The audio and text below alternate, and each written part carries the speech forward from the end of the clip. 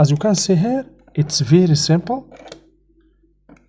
How a three-way switch works, the full explanation with live demo. So let's get started, but please don't forget to subscribe, like and share. So in this video I'll show you how to connect a three-way switch, the system that lets you control one light bulb from two different switches. Of course, this setup is perfect for staircases, hallways or rooms with two entrances. And please don't forget that always turn off power before working on any electrical circuit. So basically here we have two switches over here, and this switch here, basically this is a normal, okay?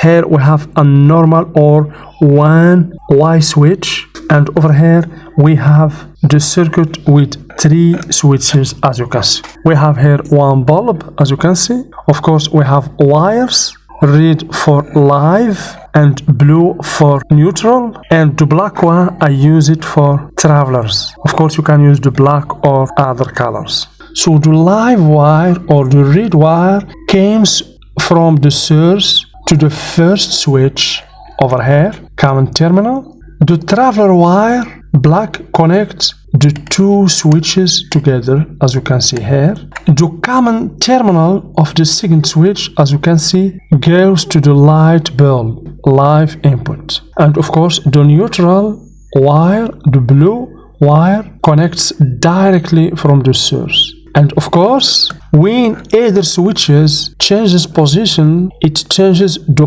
path of the current, turning on or off from both sides. So now let's see a live demonstration. So as I told you, this is normal one Y switch. This I made it just for beginner, just to understand. This is a one Y switch, but this is what we need. Okay, as you can see here, it's very simple.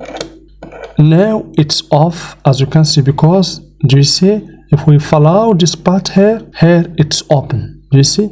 But once I switch on this switch, now the current can pass here in this direction. But as you can see here, now as you can see, it's not connected. Also here it's connected in this side. Okay, not connected.